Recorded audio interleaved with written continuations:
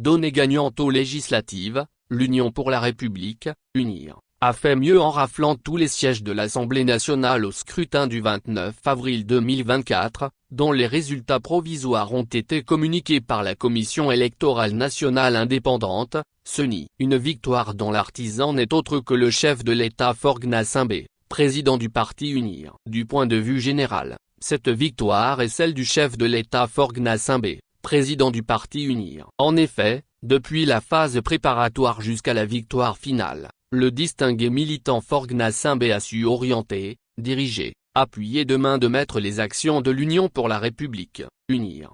Dans l'humilité, il a invité les candidats du parti UNIR à être proches des populations. En interne, il fait preuve de son leadership dans la gestion du choix des candidats en faisant des candidats non retenus les premiers soutiens de ceux retenus. La victoire éclatante du parti UNIR aux législatives s'explique aussi par la maturité politique des populations. Ce qui a permis à celles-ci d'avoir les armes pour réellement juger de ce qui est fait mais aussi pour ne pas se laisser entraîner dans des aventures sans lendemain. Ainsi, les fiefs de l'opposition ont explosé au profit d'UNIR marquant l'adhésion de la population à l'offre politique du parti de Faure Gnassingbé.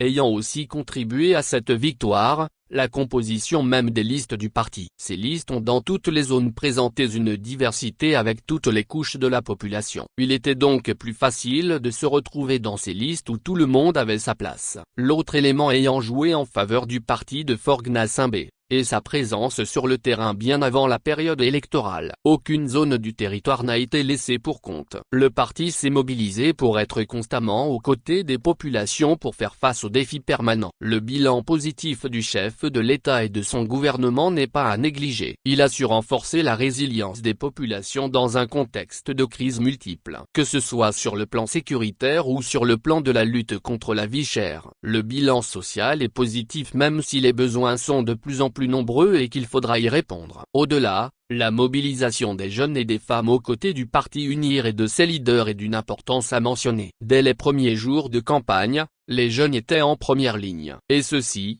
dans l'organisation des événements comme dans la prise de parole. Même constat au niveau des femmes. Elles ont dans toutes les préfectures créé les conditions d'une forte adhésion. Il est aussi à noter la forte implication des hauts cadres du gouvernement. Un signe de confiance et de respect pour le peuple, qui a choisi de porter leur voix sur ces derniers, dont la plupart se sont positionnés pour le parti UNIR.